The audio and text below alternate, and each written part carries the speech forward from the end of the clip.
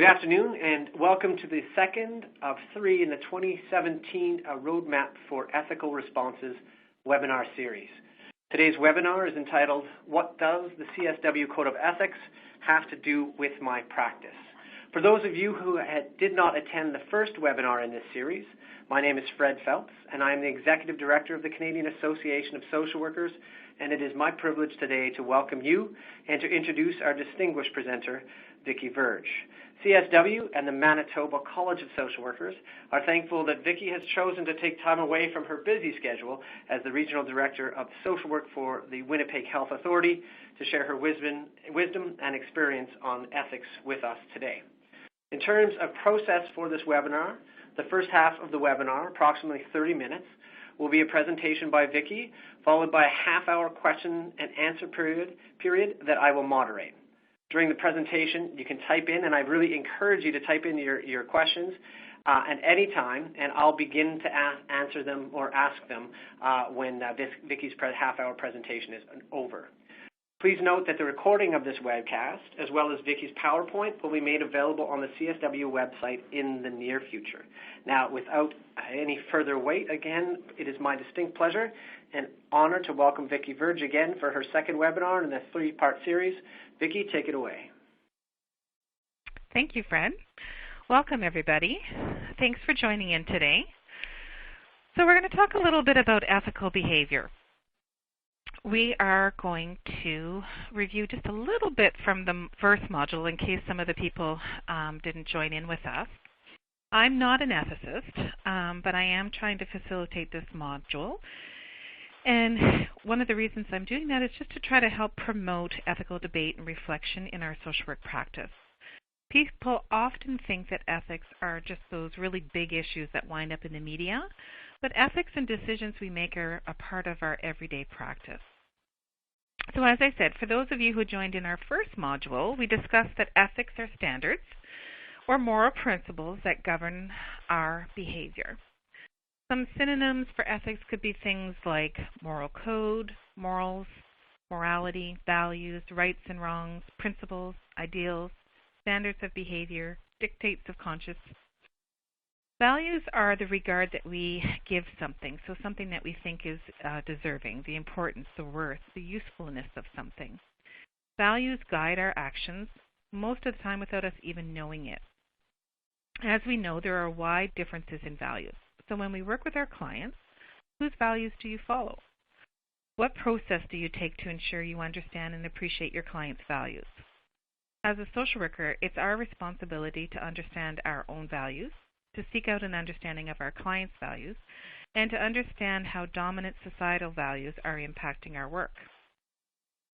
Often we expect others to behave and make choices from the same values, and that's where some of the problems lie.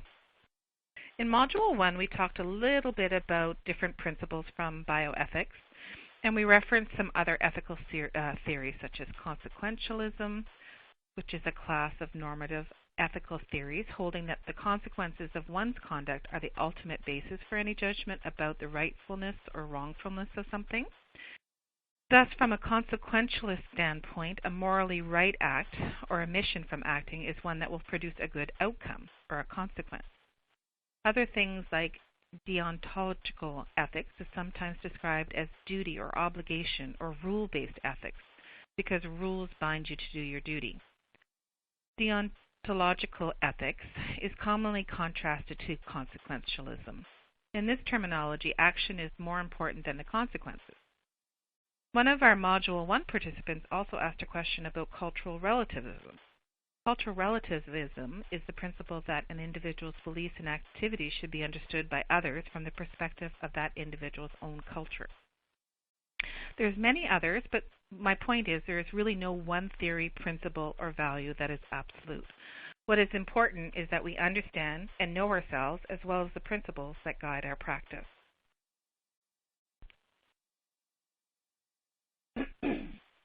So core values.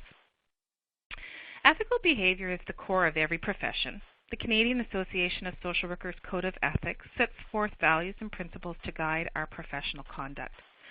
However, the code doesn't guarantee ethical behavior, as it doesn't prescribe a set of rules for our behavior.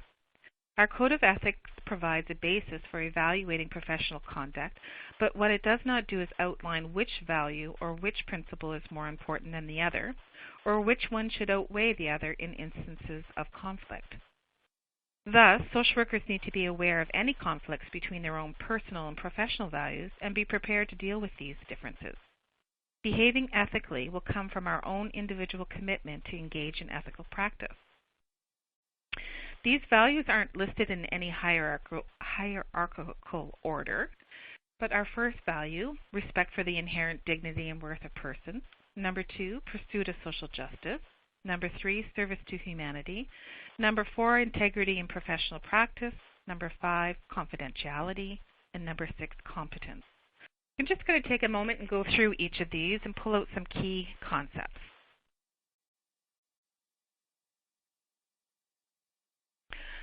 So respect for the inherent dignity and worth of persons. Social work is really founded on this first value, as we have a long-standing commitment for the respect and dignity of all persons. But what does that mean? Inherent means belonging to the basic nature of someone or something. Dignity means worthy or honor or respect. Respect means a feeling of deep admiration for someone or something elicited by their abilities, qualities, or achievements. Discrimination is the unjust or prejudicial treatment of different categories of people or things, especially on the grounds of race, age, or sex. So what fundamental foundations are associated with this value? If you look at the Code of Ethics, it talks about things like self-determination, which is supporting the capacity and rights of others and supporting an individual's right to make an informed decision, even if it might be a poor decision. Choices are based on voluntary, informed consent. Another value is we accept diversity and expression of diversity, and we aim for inclusion of all. We believe that people have the right to live free from violence and the threat of violence, and we believe that people have a right to participate in their services or to guide how those services will be created. And one of the other things that falls under this particular core value is that we develop and identify strengths in our clients, and we enable our clients to be empowered.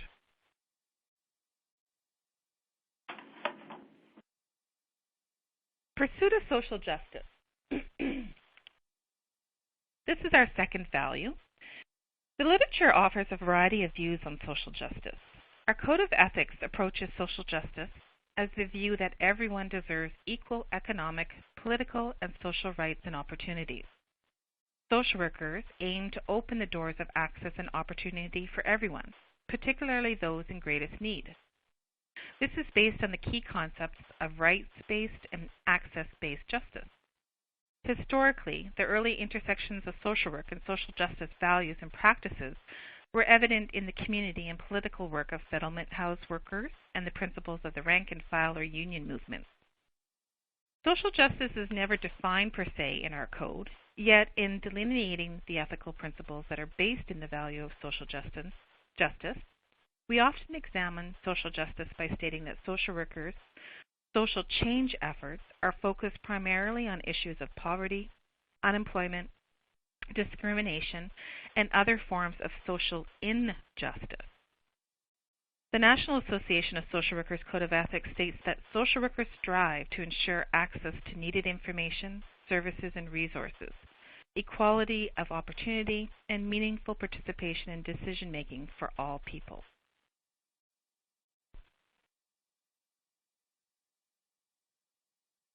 Service to humanity.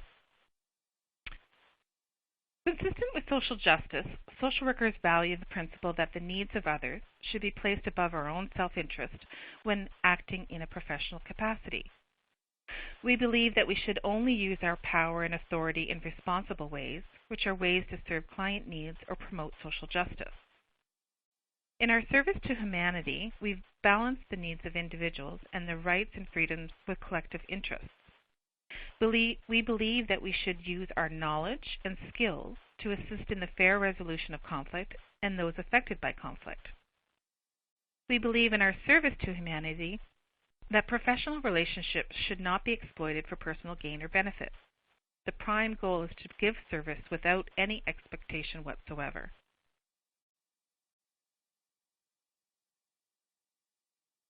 Integrity in professional practice.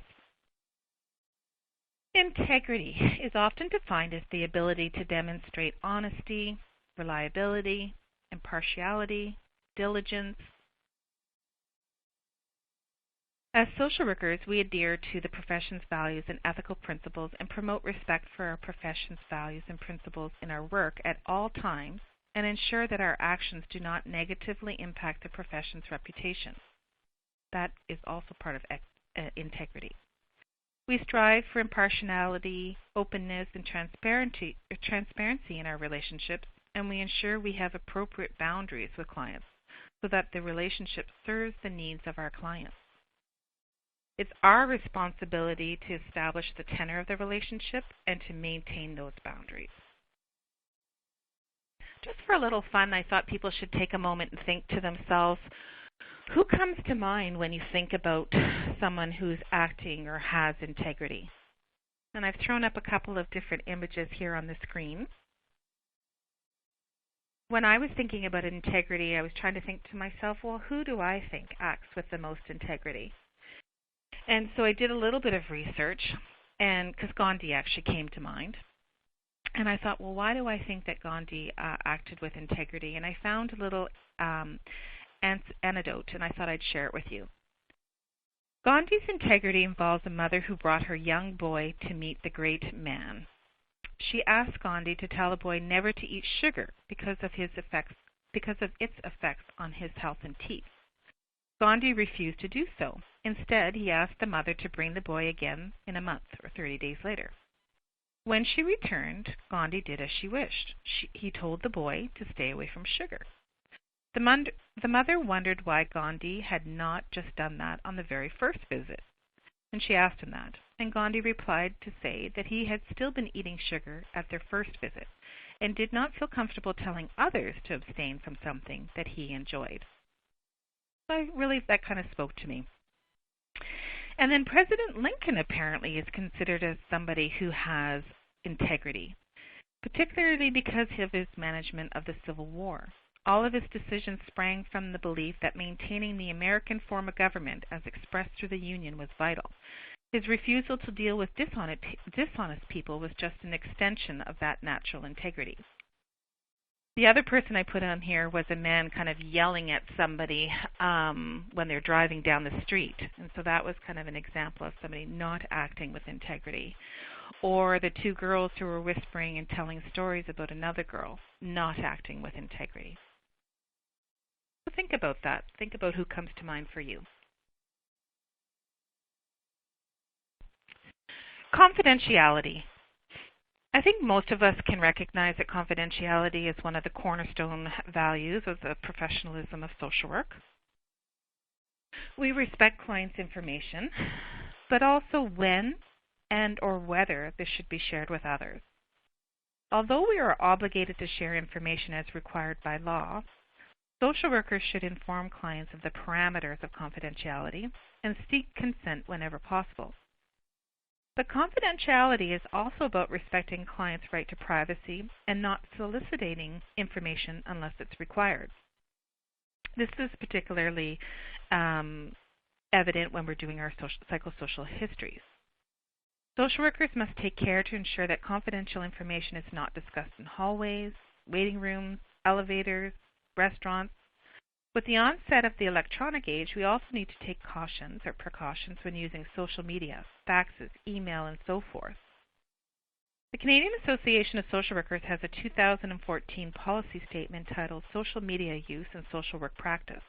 The purpose of this document is to explore some of the ethical challenges and considerations social workers should consider when using this technology. We need to consider such things as how to manage friends' requests from clients and former clients, deciding when to use social media to do a search, when or if to share work-related information, or what information we share on a personal website. While social media may offer a different forum for sharing information, the ethical issues around confidentiality and other ethical principles still apply. Under Section 5 of this statement, there are some risk management strategies that social workers might want to consider taking to reduce ethical risks when using social media.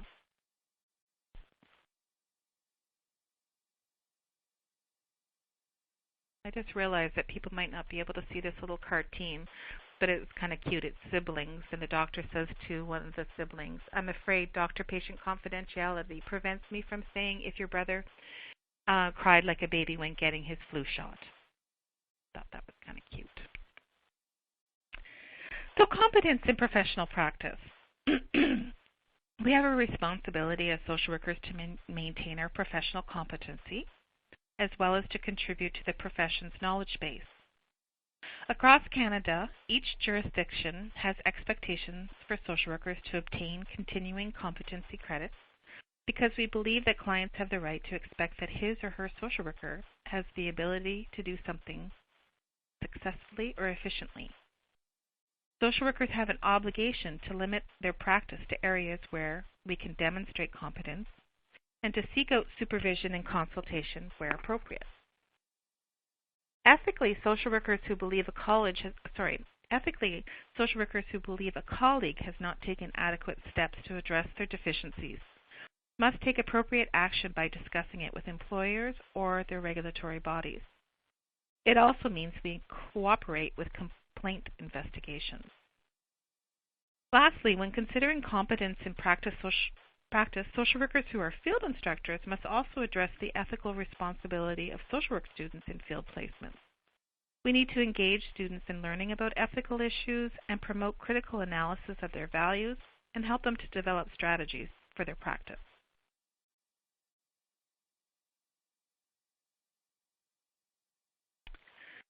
The Canadian Association of Social Workers has a guideline, which is another tool to help support social workers practice ethically. While all the values and principles we just reviewed inform social work practice, to facilitate practical application, a cross-reference is provided in the guide between values from the code and values from sections in the guidelines for ethical practice. So if you look at page 2 and 3 of the guide, it will provide you that. This is not an exhaustive cross-reference, and it's not meant to. It's just meant to help locate relevant sections.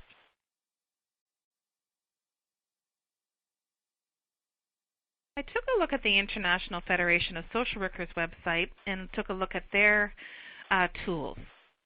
They have another tool to support ethical practice.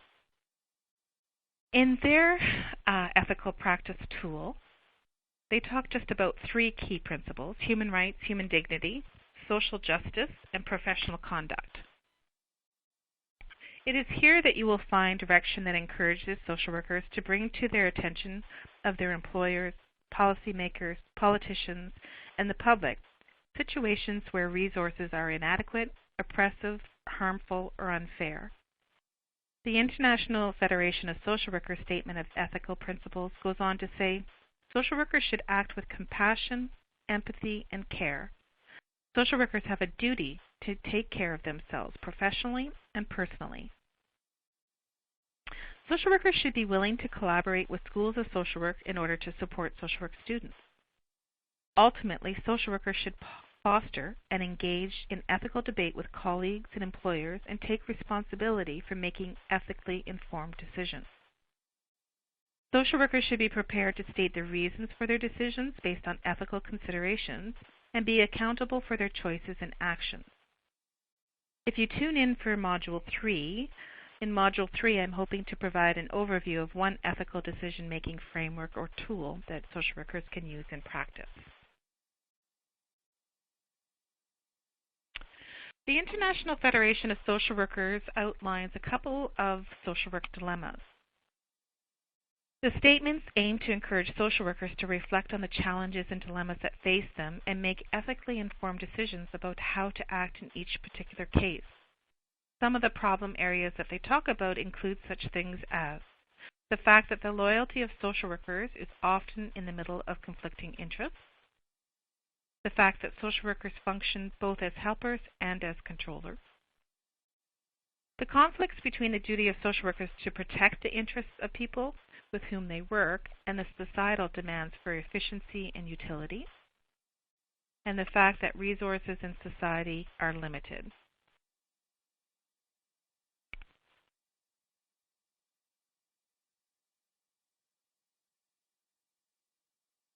Social work legislation is the responsibility of our provinces and territories.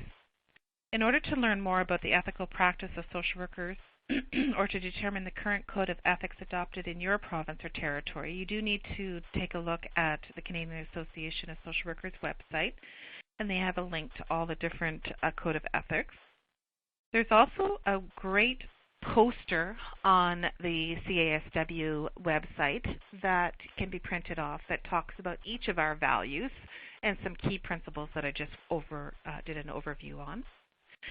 I list here the International Federation of Social Workers link for those who might want to go and take a look at the information that I just shared with a little bit more depth.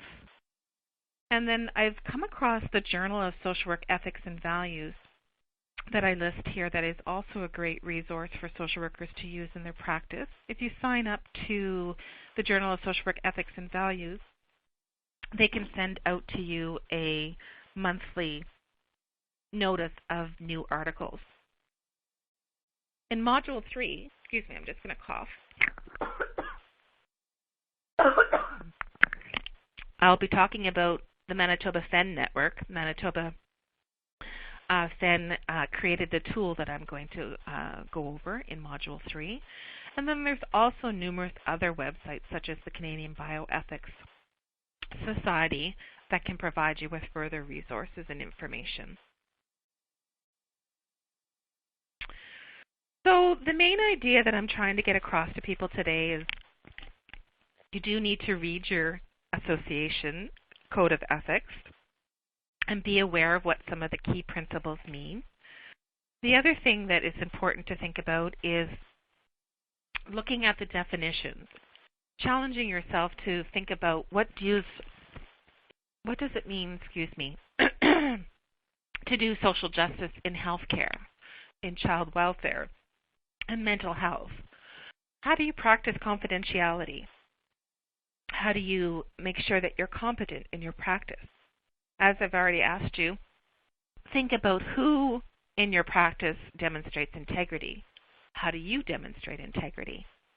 How do you serve humanity? And how do you respect the inherent dignity and worth of persons that you work with and all persons? Ethical decision-making in any given situation will involve the informed judgment of yourself as a social worker. Even though we have a code of ethics, conflicts with clients, agencies, or communities need to be dealt with in a manner that is consistent with our code. You need to know yourself, you need to be aware of your own values, but you also need to know and be aware of the spirit and the letter of the code of ethics. That went a little bit faster than I expected, but Fred, unless you have something to say, we can open it up to question and answers. Well, most certainly. Thank you very much, Vicki.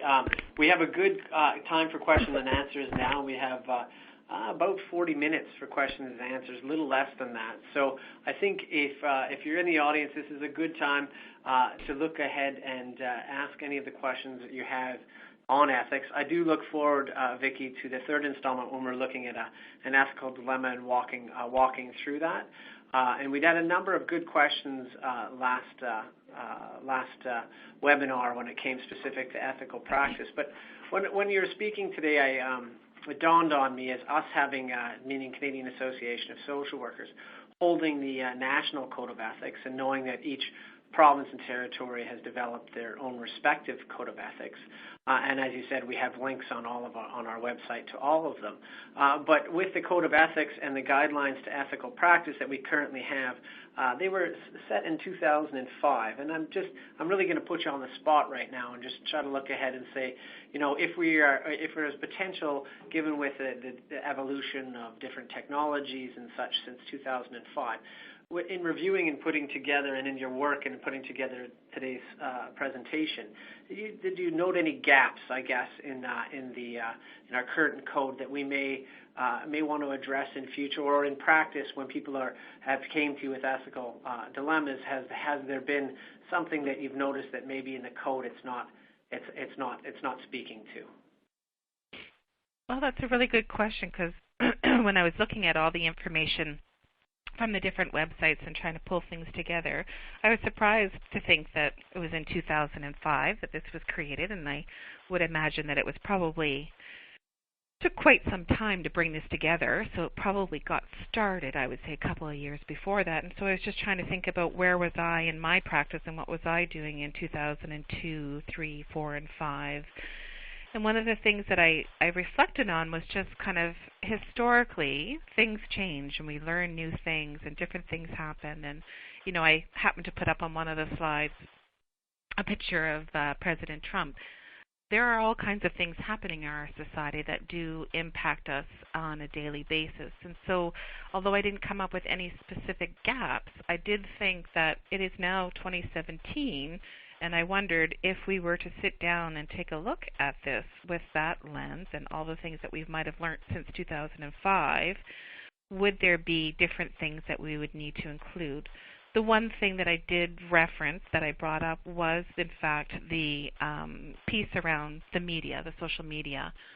That is such a big part of my life now, and just with our Personal Health Information Act here in healthcare, really many clients want us to text them, email them, send them information, and just really trying to understand how do we share information with clients and their families in that timely way, because we are a society now where people want the information instantaneously, but still work within the legislation which says that we shall not email information. So it was very helpful for me to find that the Canadian Association of Social Workers had developed a bit of a practice tool or a practice statement around how to manage social media. So there could be other things that I, didn't see, but that was probably the one thing that jumped out to me was the history and what we might have learned, and then secondly, just social media and how we use the media nowadays. Perfect. Thank you very much. Debbie was, and I'll let you take a breath and drink some water. I'm hoping that you have on the side there. I know it's hard once you begin a presentation and don't have something beside you, so I hope you have some water.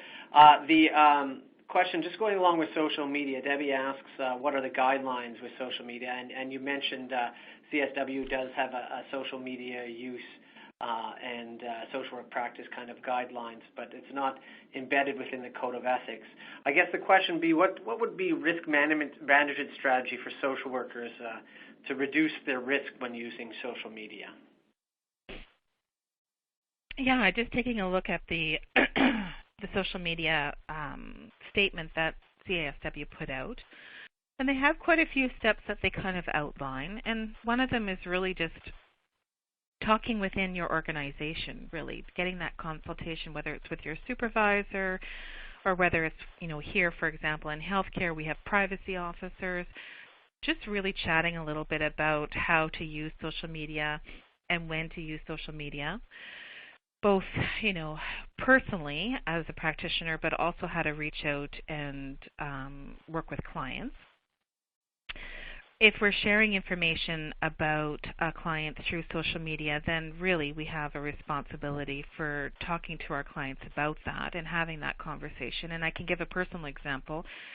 Needing to go to the doctor recently, and he happens to work for the Winnipeg Regional Health Authority, as do I, so I can email him and could not get a hold of him by phone, but really wanted to confirm that I would come in early. He was opening up the clinic to meet me before work started, but there was no way for me to get that information to him, so I emailed him. And I didn't hear back from him, but I just went to the appointment anyways, and he was there waiting for me and let me in. And it was at that point that we had the conversation where he said, I can't email you back. This is the reason why. Really, in hindsight, those are some of the things that, when you're starting a relationship with a client, that you should talk about. So confidentiality, we might need to incorporate into our conversations about, I can't email you, I can't be a friend on Facebook, We won't be Instagramming each other or whatever it will be. And if somebody asks to be text, you'll need to have some conversations about whether or not you can do that.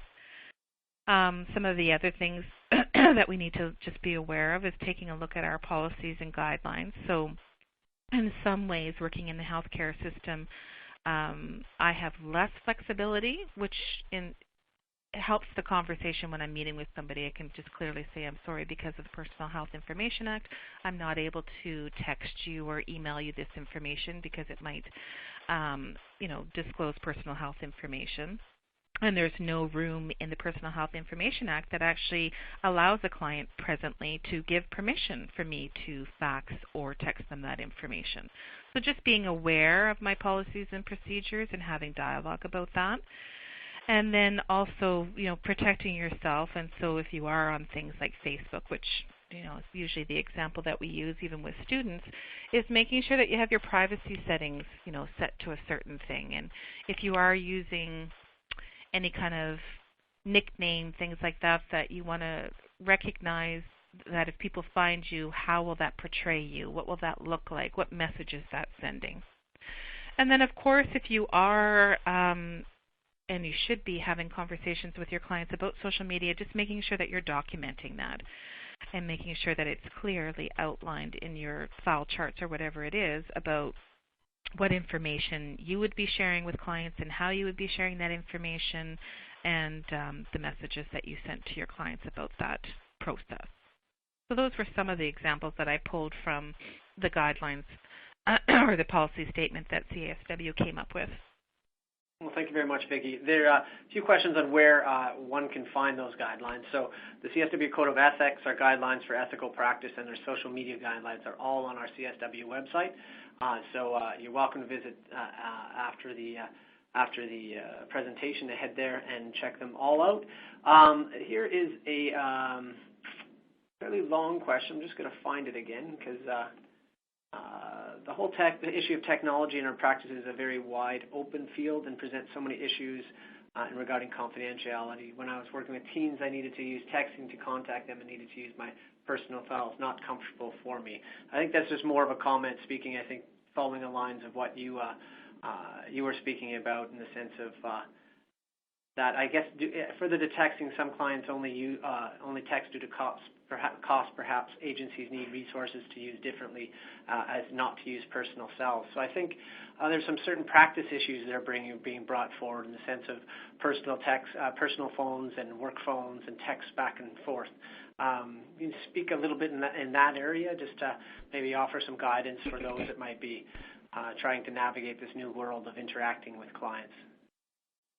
Yeah, I think that's a very valid question, and in fact, recently was asked by somebody here in our healthcare authority to meet and talk, because her primary population that she serves is the teens, is the youth, and they're not ones to really want to engage in a whole lot of phone calling, and so being able to text them information or even remind them about an appointment or things like that is a very handy thing to be able to do in practice.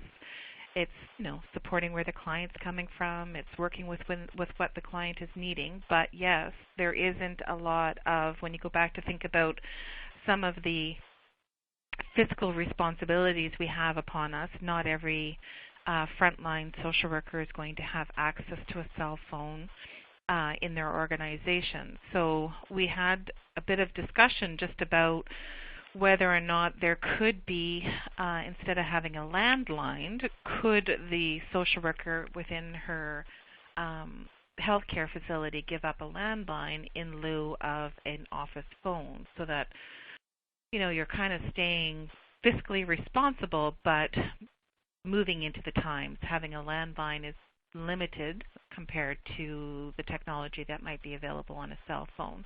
So we just had some conversations about that, but then we also talked, again, just reflecting back on some of the risk management strategies that we talked about, was, is there a way to have that information collected at the beginning when either the nurse or the registration clerk or whoever it is that's, accepting a patient, youth into the practice, can there be a bit of a conversation about what's the best way to get a hold of you? Not making an assumption that, the best way to get a hold of somebody is by leaving them a voicemail at home or things like that. If they have a phone and we can leave a voicemail, are they only getting it after 6 o'clock when it's free for them to access and maybe use free phone? So just recognizing that and then being able to adjust our practice accordingly, but also making sure that we're being clear with the youth that I can text you a reminder of your appointment, but I can't text you the results that came from your appointment. Things like that, and making sure that the youth understand, or any patient or client understands, kind of, if I am able to text you, what the limitations of that are. But certainly trying to separate the personal cell phone from the professional cell phone, and that's not always easy to do with limited resources. Yeah, and I have a couple people that have written in, and it's good to have some collective think here. And so the question about texting TEEDS, there are free texting apps that you can that make you a generic number, so students would not be able to access your personal cell number. And another option is to email text to your clients. So thank you, those that are throwing in some good advice from your experience to share with the group. Heading into kind of another area right now, and I'm going to ask this question from Holly. Do you have any suggestions on how to deal with work environments where not all workers are social workers, and therefore professional ethics can be very different across the board? Very good question, Holly. Yeah, definitely a good question, and I think it behooves us just as social workers when we're working in interprofessional teams to have those dialogues with our colleagues, much like we would have with our clients. So, I started off the conversation today thinking or suggesting to social workers that we need to think about, like, which value base are we coming from, and do we talk about that with our clients when we first kind of start our relationship, or at different kind of intervals throughout our relationships with them. But I think the same thing needs to come up with with our coworkers, because it isn't, I find in my experience anyways, and that's where I have to reference from, but I find in my experience I often don't realize somebody has a different value or is coming at a client situation until there's conflict. And so, sometimes you can sort it out when there is the conflict, and sometimes that's where you learn about it the best. But sometimes you need to have those conversations ahead of time. And so some of our interprofessional teams would be much more risk-adverse, perhaps, than social workers who might want to support that self-determination and allow a client to make choices that may be poor choices, whereas other people may wish to support that client in a bit more of a safer environment. So you need to have those conversations with each other, and I say the word challenge, but I always mean that respectfully. Try to ask your colleagues, where are you coming from? I don't understand why you think this person, that's, for example, needs to go to a personal care home when she has a perfectly good home and wants to go home and live there. How can we compromise? Where are you coming from? Having that dialogue and trying to work through that is very important. Thank you very much. This one I think is going to be a two-parter. It's from Roll, and I'm just going to ask them both in succession. So if you just keep a keen ear to what I'm asking. In regards to confidentiality, how would you handle a situation where a client discloses that he or she has in his possession or her possession a potentially lethal drug? And so then the second part of that question is that if a client surrenders that drug in say a therapy session, how would you handle this situation, i.e. break confidentiality and call the police, and how would you dispose of the drug? So I think it's a very drilled down practice question. So again, as with the first webinar, I'm glad you're answering these questions, not me. Well, these are the difficult situations, right, that we deal with every day in our practice. So it's really easy for us to take a look at our Code of Ethics and read it through, but this is the gray area that we talked about in Module 1, where things are never black and white. So, if a client has a lethal drug and she or he is sharing that information with you, that's a great start, I guess, right? So the fact that your client has opened up to you and has shared that information with you, you'd probably want to explore that a little bit further. So how did that come about? Why are they sharing that information with you? We're kind of getting into a little bit of therapeutic practice, and not sure if I'm, the right person to be kind of suggesting that, but I'm just from an ethical point of view, probably, wanting people to reflect a little bit about what is the client wanting to do? Where is the client coming from? What does the client want to do with that lethal drug? If they surrender the drug to you, I would assume it's because you've had some kind of conversation with them and you're prepared to take that drug. You would have to then explain to your client, I think, what you intend to do with it, or what would be the outcome. It's not like you can just dispose of it in the garbage or anything. So I think it behooves you to kind of tell your client, if you give me this drug, these are the steps that I'm going to need to take, and these are the reasons why, so that she or he is aware and informed of what your practice is and can make his or her choices based on the information that you're sharing. I hope that helps people kind of think about it in that terms. Thank you very much, and we'll just keep on going. We have a number of questions in, so we certainly won't be lacking questions when it comes to filling the time today, because I know ethics from this end, we get a lot of ethical questions, so I'm thankful that you're taking the time to walk us through your experience, and next time walking us through ethical dilemmas and a tool to do so itself. So here's the next question. What should social workers consider when they're experiencing an ethical dilemma related to an unjust situation for a client it's the client related to the employer's policies or practices or procedures? It might be a little convoluted. Did you get that? Yeah, I think I understand. Yeah. Okay. Yeah. It was interesting when I was doing a little bit of research, because when I was thinking about social justice and just thinking about, like, what does that mean? Like, is that, marching the parliament buildings, and like what do we mean by social justice? And I found it really helpful when I was reading the International Federation of Social Workers, and one of the things that they talk about very strongly is that social workers bring to their attention of the employers, policymakers, politicians, the public, situations where resources are inadequate, oppressive, harmful, or unfair. And so that can be big macro kind of issues that we bring forward and do stand on the parliament steps and advocate on behalf of our clients. But it can also be those small conversations that we have every day with our managers, our supervisors, and trying to articulate to them why we feel something is unjust and unfair.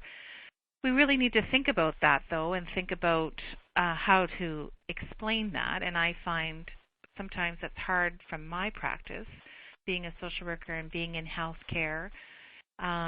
Social workers are often the minority, and so sometimes I feel like I'm speaking a different language when I'm trying to advocate on behalf of clients. But it really is trying to figure out how to explain that to perhaps a physician so that he or she understands it's from the values and ethics and practice that they're coming from. So I do think that those are tough conversations. They're not easy to have, and it doesn't necessarily mean that the first time you bring it up that people are going to automatically say, oh, I hear what you're saying, and we're going to do that. But it is something that we need to bring forward on a regular basis if it keeps on happening, to our managers, to our policymakers, to our employers, to say, what, this has happened again, and just wanted to point it out to you. Is there anything that we could do?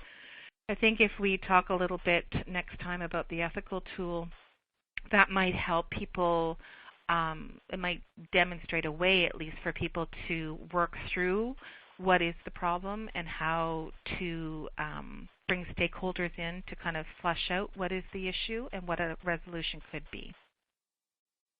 Excellent. Thank you very much. from CSW's perspective, I mean, as a national association voice with a dual mandate of promoting the profession and advancing social justice, the social justice advancing and promoting and pushing the federal government is what we do on the national level on a daily basis. But there's a question here.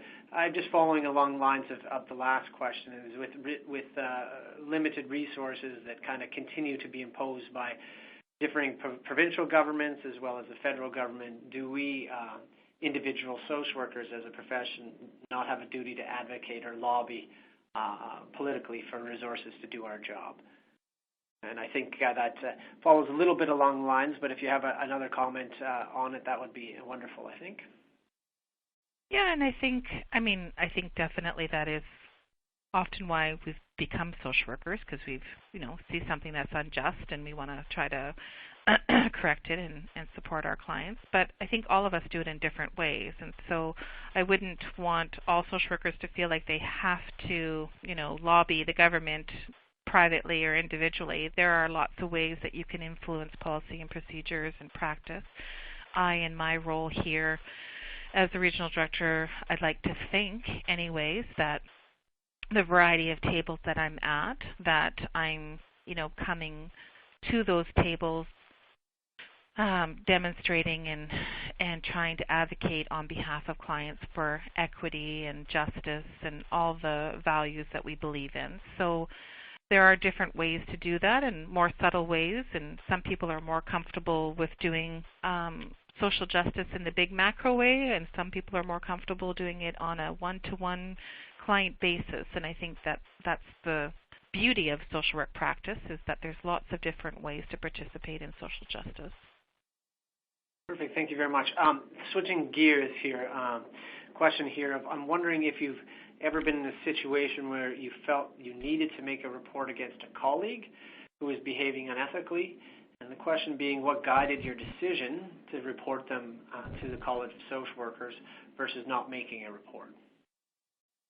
Yeah, those are really difficult situations. And in my role as the regional director, I haven't had to necessarily make the choice myself to refer somebody, but I've often had people call me to consult with me about should they make a referral. And really, here in Manitoba, what I've done is I've pulled up the Social Work Professions Act, which guides the regulation of social workers in the province of Manitoba, and we looked at the particular sections of the legislation that outline when a report should be made, and so we used that as a bit of a discussion tool and a tool to kind of guide our decision. And then secondly, we also consulted with our human resources departments just to talk about what is practice in general with respect to reporting to colleges and when we do and when we don't, reflecting back on, the particular legislation around the social work practice, but also just wanted to hear from HR. And I think in the end there was one time where we felt we did not have the right to break kind of confidentiality of the client-employer relationship, but recognize that what would happen is when the person went to re-register, she or he would need to outline on their registration form that they had been disciplined. And because they had been disciplined, the college would be reaching out to the organization to ask for our feedback on what the discipline was about. So in a roundabout way, it was felt that the college would be made aware of that particular practice of that social worker, and hopefully that would help support her practice and guide her practice once she receives some feedback from the college about that. So I hope that answers the question. Thanks. We're going to switch gears again back to social media because there's a few more questions on that. There's one question looking on a particular province's code of ethics.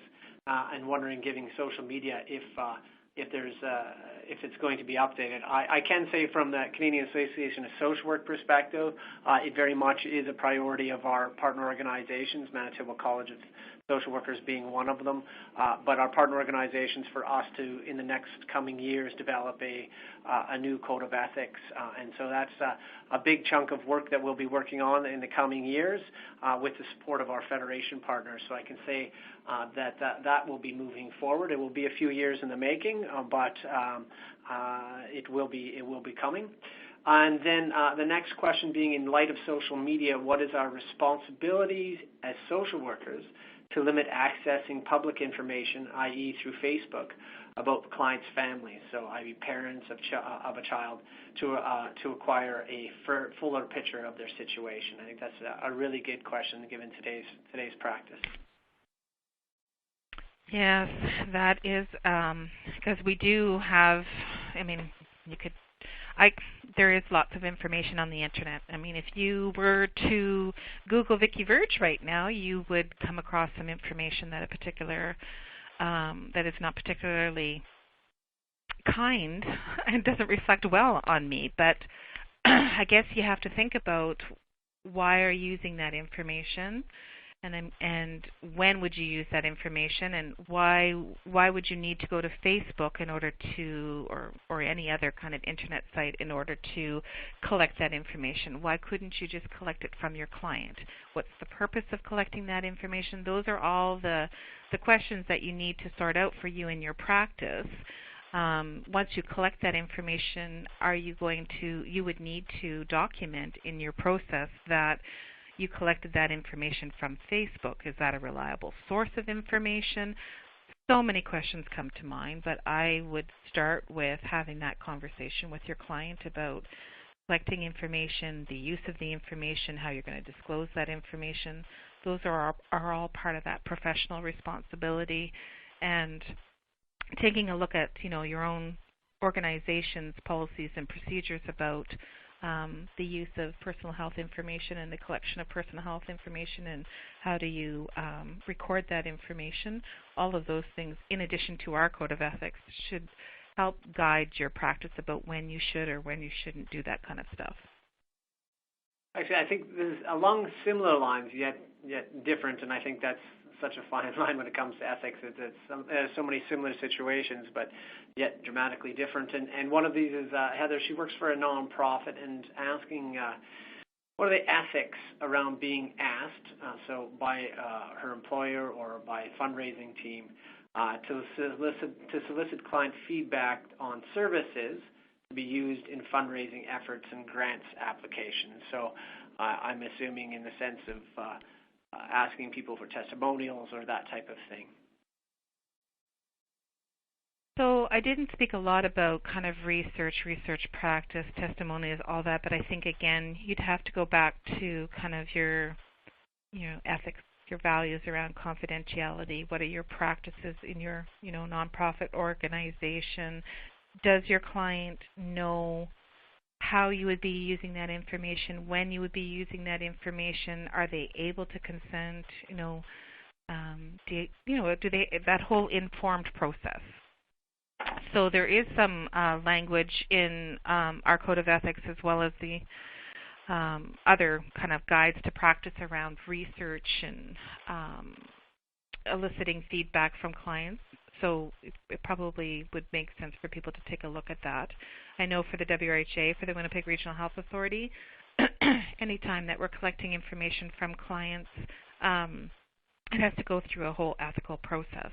So whether it's a small research study or whether it's just feedback, generally speaking, we might include a quote from a client, but we would use non-identifying information so that the client's information isn't disclosed. But those are all things that if you don't already have a policy in your nonprofit or any organization, those are things that the organization should probably think about and talk about. But looking back at our code of ethics, some of the things that we say, are people's right to make choices and make informed choices. Excellent. Thanks. I'm sitting here listening to your response and got a little red face because I realized that as some of the questions I'm asking, I using people's first names, and I may be using the right names or differing names, but I'm using people's first names and realizing that there's a little bit of confidentiality that I might be breaking in asking the question. So I'll refrain from actually referring directly to people's names now and move on to the next. How would you clarify? Would you clarify how ethics and values different? Would you clarify how ethics and values are different when both govern behavior or guide action? Yeah, that is, I've done lots of research to try to really figure that out for myself. And, values, I think what we talked about in the first module, values are things that we kind of learn and develop and grow. They're part of our identity. There are things that, we basically get from our families because they're kind of our first teachers. And so I kind of see values as being kind of the groundwork, kind of the part of us that kind of sits underneath maybe. I mean, even if you think of the iceberg, it's my favorite analogy. If you think of an iceberg, there's so many things that we can see of that iceberg sticking out of the water, and there's lots of things that you can't see that are underneath the water. And so I think that values are kind of some of those things that are underneath the water that you can't always see, but they influence the choices that you might make, the behaviors that you choose to do. And so, I've often said that your values kind of unconsciously guide your behavior, which is kind of why it's important to reflect on, like, where did I get my values? How did they develop? Who am I? Being, to use the word, mindful of your experiences and how that may have impacted your comfort levels with things like child protection and how you feel about things that are happening in society. So that is one of the things that I try to think about, is that values is kind of that underground, you can't always see it, but ethics is really more the choices that you make, the behaviors that you do. They obviously impact you, but I could probably say a little bit more about I chose to do something because I was operating under social justice, whereas values would be something like, I think I used in Module 1, my family is English, and the English believe that no one is above the law. So in our family, if you broke the law, that was there was just no exception to that. So when I'm working with a client, I need to be mindful of the value that I was brought up with, that no one should ever break the law, whereas many of my clients have broken the law, and I need to make sure that that value that was instilled in me as a child doesn't interfere with my ability to understand my client's behaviors. I don't know if I answered that, but I feel like I'm babbling right now, so I'm just going to stop. Well, we've been answering questions for a while now, so I think you answered it, and we have another really good question. It's on the social media line, but it's a question on LinkedIn or Facebook. So what about having a contact on Facebook or LinkedIn, and this person who may not be someone you really know personally, who may become a client in your private practice? What are the guidelines around that? Very good question. Yeah. Well, I don't think that there is any, that's the thing about ethics, right? That there is no, you must do this, you shall do this. But that would be a conversation you would need to have with your client. And talking a little bit about the fact that, you guys are friends through LinkedIn, which is a professional network, and I think, even LinkedIn itself does say to you, make sure, or Facebook, one of them says something about make sure you know who you're accepting your friends from, but you might need to talk about whether or not, that boundary, that relationship, whether or not you should remain friends, or whatever the word is, on LinkedIn while you're providing service.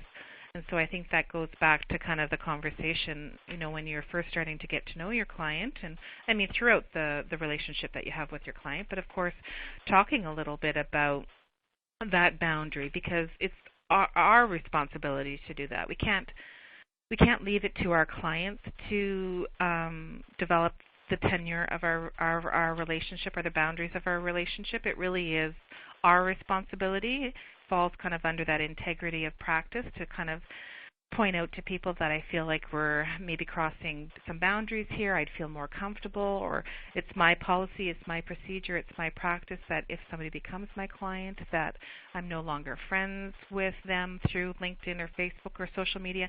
Those are some of the things that you need to talk about and think about, right, in your practice. Thank you very much. We're coming very close to the end of time. We have a number of questions left. I'm sorry if I haven't got to your question. This one is shifting gears a little bit. What should social workers do if they are expected to offer clients resources such as medical assistance in dying, but they don't believe in the principle of medical assistance in dying? Very topical. Yeah, and I guess that would be back to, unfortunately, that will be the last question of the day, so I know it is a heavy one, but I think it's very topical for today. Mm-hmm. I think that goes back to one of the first questions, just about, looking at our Social Work Code of Ethics from a 2005 lens versus looking at our ethics now in a 2017 lens, and medical assistance in dying is a huge issue, or a very in the news kind of option that's out there. And I think, and although it's not the same in any way, I do encourage people to think about, again, their values around things like medical assistance in dying, abortion, any of those kind of controversial issues. You need to think about where you come from and how you feel about that, and it's important to make sure that you're aware of that and make sure you're aware of kind of what your organization believes. But really, if you look at the Canadian Association statement, and if you look at something like the Manitoba College of Social Workers statement on medical assistance in dying, we really kind of come at it from a duty of care point of view, which is recommending that social workers offer resources, inform their client about where they can seek out services and get information so they can, so they can respect their self-determination to make their own choices, their own informed choices. It doesn't necessarily mean that you as the social worker need to provide that service, but you certainly need to be aware of where your clients can go to get that information. So the Canadian Association of Social Workers has a statement on their website, as well as the Manitoba College of Social Workers, that might give a little bit more information for people if they would like to look at that. Thank you very much. Well, I'd like to thank everybody in the audience. We had about close to 300 people joining us live today. And again, I apologize if I didn't get to your questions due to the time restraints. For those of you that attended for 45 minutes or more of this presentation, a confirmation of attendance will be sent directly to you via email. And please, again, note that a recording of the PowerPoint presentation and Vicky's PowerPoint itself will be uploaded to the CSW website for your reference. And there is a short survey. So if you have opportunities, 3 questions, you have opportunity to fill out that survey. It'll certainly help CSW in formulating our future continuing education webinars. And finally, and certainly not least, I want to thank Vicky for lending her time and experience to presenting today. And I am certain the audience today will join us for your next one and your final one in this series, which goes March 13th at 1 p.m. Eastern Standard Time. Thank you again, everybody, for joining. Thank you, Vicky. And everyone have a great National Social Work Month. Thank you.